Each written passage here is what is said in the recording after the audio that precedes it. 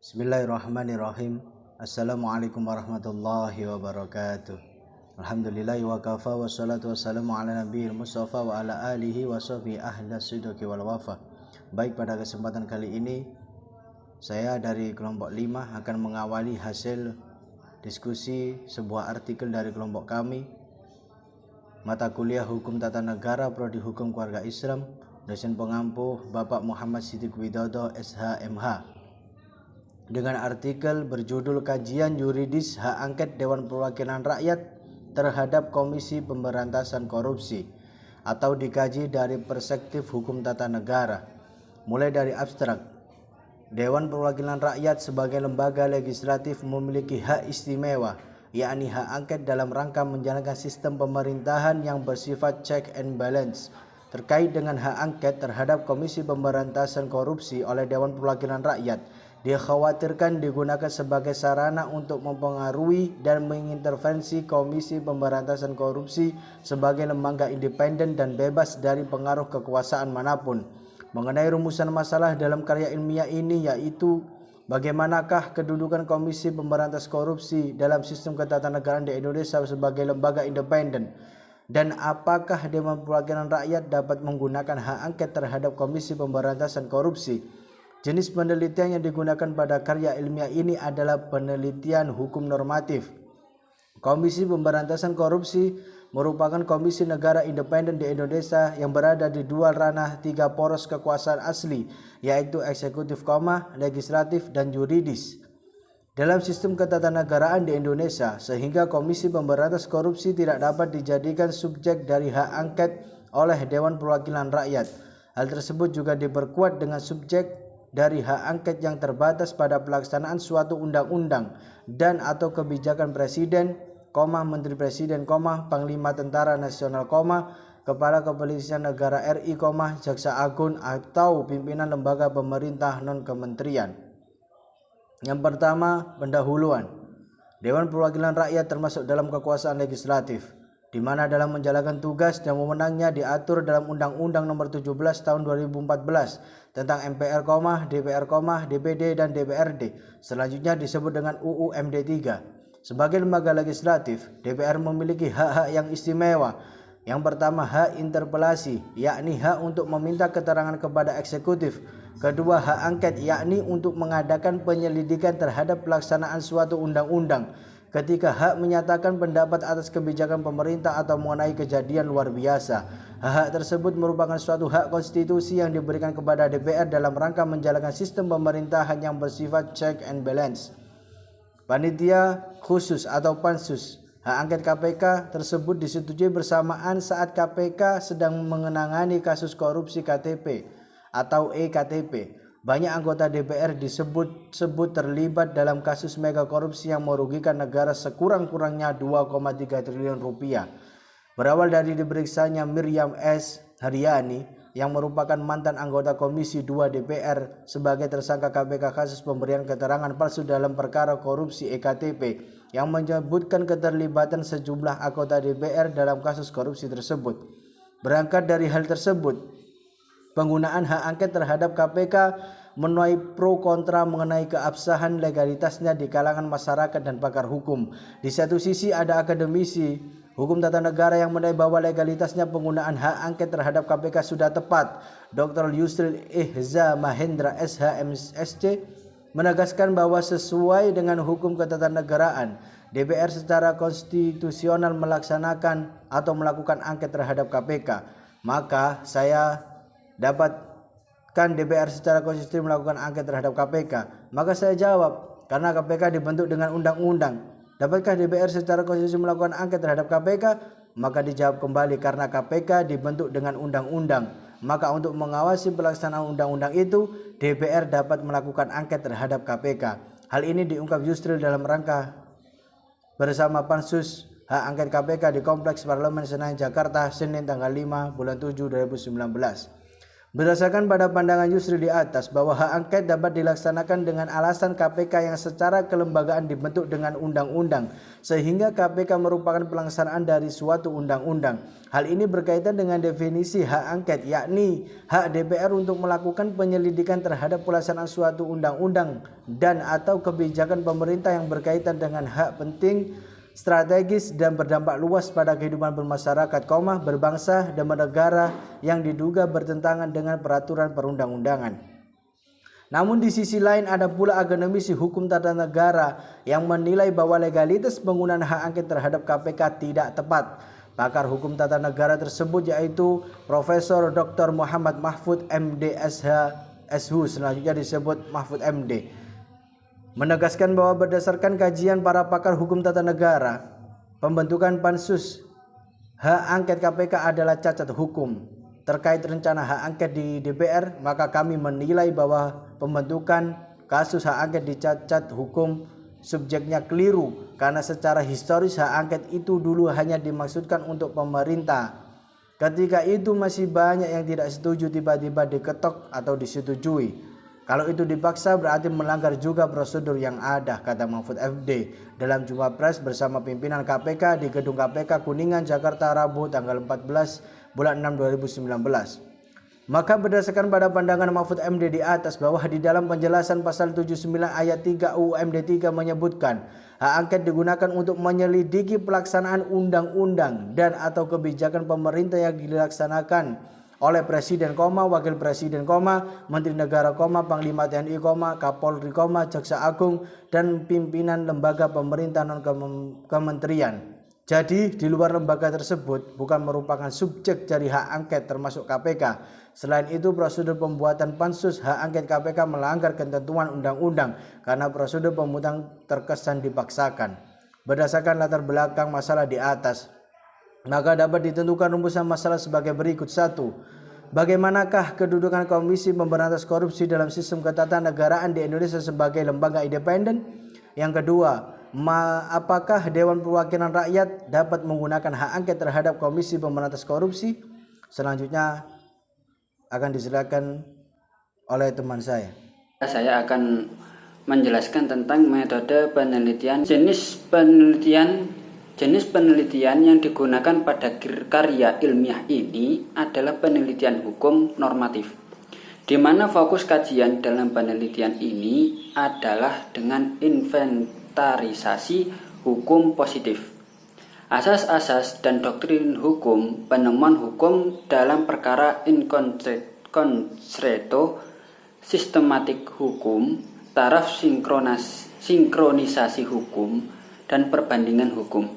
Jenis pendekatan yang digunakan yaitu pendekatan perundang-undangan atau the statute approach, dengan menelaah semua peraturan perundang-undangan maupun regulasi yang bersangkut paut dengan isu hukum yang diteliti, dan pendekatan konseptual atau the conceptual approach, untuk memahami dan mendalami hakikat yang terkandung dalam konsepsi hak angket serta kaitannya dengan hak angket oleh DPR terhadap KPK.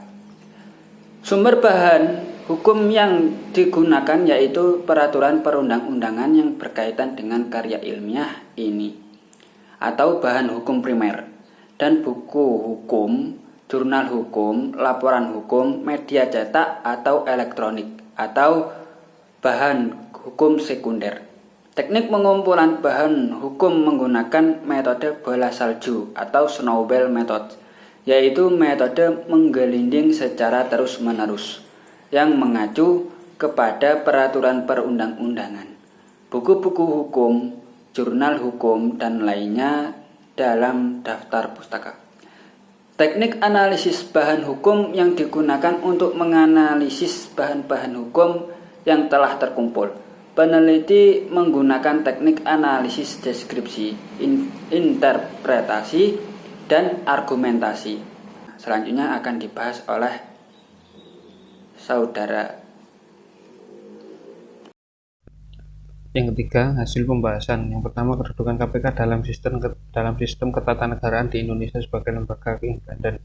dalam melaksanakan tugas dan kewenangan KPK diatur dalam Undang-Undang Nomor 30 Tahun 2002 tentang Komisi Pemberantasan Tindak Pidana Korupsi atau UU KPK. Pada pasal 3 UU KPK dijelaskan bahwa KPK adalah lembaga negara yang melaksanakan tugas dan wewenangnya bersifat independen dan bebas dari pengaruh kekuasaan manapun. Tujuan dari dibentuknya KPK sesuai dengan pasal 4 UU KPK adalah untuk meningkatkan daya guna dan hasil guna terhadap upaya pemberantasan tindak pidana korupsi.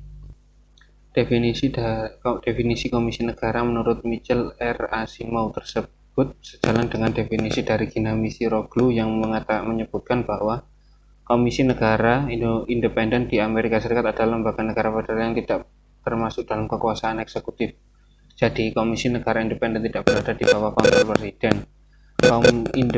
Komisi Negara Independen adalah organ negara atau state organs yang didilkan independen dan oleh sebab itu berada di luar cabang kekuasaan eksekutif, legislatif, dan yudisial.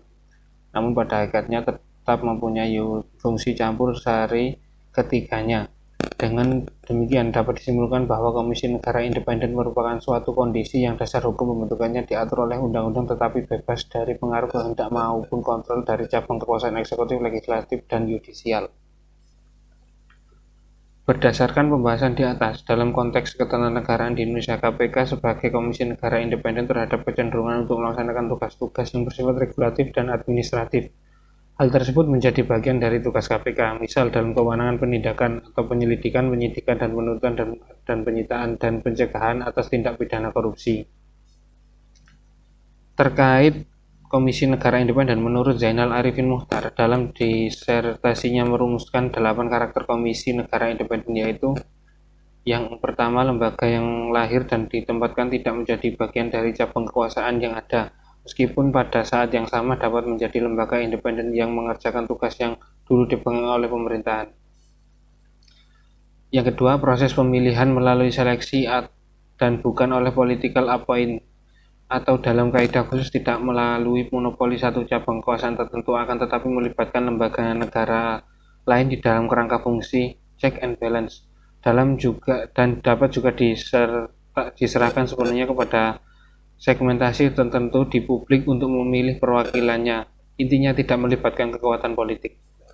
Yang ketiga, proses pemilihan dan pemberhentiannya hanya dapat dilaksanakan berdasarkan pada mekanisme yang ditentukan oleh peraturan yang mendasarinya. Bagian keempat, meskipun pemegang kekuasaan sebagai alat negara, akan tetapi proses deliberasinya sangat kuat sehingga baik keanggotaannya, proses pemilihan dan pelaporan akan kinerja didekatkan dengan rakyat selaku pemegang kedaulatan tertinggi negara, baik secara langsung kepada masyarakat maupun secara tidak langsung melalui parlemen. Yang kelima, kepemimpinan bersifat kolektif dalam pengambilan setiap keputusan kelembagaan yang berkaitan langsung dengan tugas dan fungsinya. Jadi tampak jelas bahwa KPK merupakan Komisi Negara Independen di Indonesia yang berada di luar ranah tiga poros kekuasaan asli, dan secara konstitusional KPK adalah lembaga negara independen yang diberikan tugas dan wewenang khusus antara lain melaksanakan sebagai fungsi terkait kekuasaan kehakiman untuk melakukan penyelidikan, penyidikan, dan penuntutan, serta melakukan supervisi atas penanganan perkara-perkara korupsi yang dilakukan oleh institusi negara yang lain. Sehingga jelaslah bahwa KPK merupakan Komisi Negara Independen. Selain itu, berdasarkan pembahasan di atas, KPK sebagai Komisi Negara Independen dalam sistem ketatanegaraan di Indonesia merupakan cabang kekuasaan tersendiri di luar konsepsi trias politika oleh Montesquieu. Baik, saya akan menjelaskan pembahasan yang selanjutnya, yakni penggunaan hak angket oleh DPR terhadap KPK. DPR dalam teori trias politika yang dikembangkan oleh Montesquieu termasuk dalam kekuasaan legislatif. Selanjutnya, dalam menjalankan fungsinya sebagai lembaga legislatif dalam rangka pengawasan, DPR memiliki hak istimewa, yakni hak angket.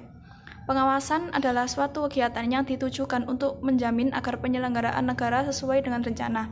Jika dikaitkan dengan hukum tata negara, pengawasan berarti suatu kegiatan yang ditujukan untuk menjamin terlaksananya penyelenggaraan negara oleh lembaga-lembaga kenegaraan sesuai dengan hukum yang berlaku. Fungsi pengawasan tersebut menurut Bagirmanan biasanya dikaitkan langsung dengan materi muatan mengenai pembentukan undang-undang dan penetapan anggaran pendapatan belanja negara. Hal ini sejalan dengan pasal 70 ayat 3 UU MD 3 yang menyatakan bahwa fungsi pengawasan sebagaimana dimaksud dalam pasal 69 ayat 1 huruf C dilaksanakan melalui pengawasan atas pelaksanaan undang-undang dan APBN. Selanjutnya, pada pasal 79 ayat 3 UU MD 3 memaparkan berkenaan dengan hak angket adalah hak DPR untuk melakukan penyelidikan terhadap pelaksanaan suatu undang-undang dan atau kebijakan pemerintah yang berkaitan dengan hal penting, strategis, dan berdampak luas pada kehidupan masyarakat, berbangsa, dan bernegara yang diduga bertentangan dengan peraturan perundang-undangan. Adapun penelitian atau penyelidikan dilakukan dengan tanpa ikut campurnya pemerintah. Sebelum mengadakan angket, parlemen harus mengadakan ketentuan mengenai maksud peneliti itu lalu membentuk panitia penelitian khusus. Membaca ketentuan peraturan perundang-undangan seharusnya mudah untuk dipahami oleh semua orang, karena pada prinsipnya ketentuan peraturan perundang-undangan itu dianggap sudah diketahui oleh semua orang. Dalam hal ini, dibayangkan bahwa bahasa ketentuan peraturan perundang-undangan itu harus sederhana dan gamblang. Namun, walaupun bahasanya disebutkan sederhana dan gamblang, sesungguhnya tidak mudah memahami suatu ketentuan perundang-undangan. Akibatnya, kesalahpahaman sering terjadi karena orang terburu-buru untuk memahaminya. Sesuai yang akan terjadi dan pembahasan dari kedua rumusan problem di bab sebelumnya, bisa ditarik konklusi, yaitu Komisi Pemberantasan Korupsi merupakan komisi negara independen yang berdasarkan sistem ketatanegaraan pada Indonesia adalah lembaga yang tidak termasuk cabang kekuasaan eksekutif serta karenanya tidak berada di bawah kontrol asal presiden. Komisi Negara Independen adalah organ negara yang diidealkan independen dan karenanya berada di luar cabang kekuasaan eksekutif, legislatif, dan yudikatif. Komisi Pemberantasan Korupsi tidak dapat dijadikan subjek asal hak angket sang Dewan Perwakilan Rakyat. Hal ini berkaitan menggunakan subjek dari hak angket yang terbatas pada pelaksanaan suatu undang-undang serta atau kebijakan pemerintahan yang dilaksanakan sendiri oleh Presiden, Wakil Presiden, Menteri Negara, Panglima TNI, Kepala Kepolisian Republik Indonesia, Jaksa Agung, dan pimpinan forum pemerintahan non-kementerian. Sekian presentasi dari kami, semoga apa yang kami sampaikan bisa bermanfaat bagi kita semua dan mohon maaf bila ada salah kata dari kami. Wassalamualaikum warahmatullahi wabarakatuh.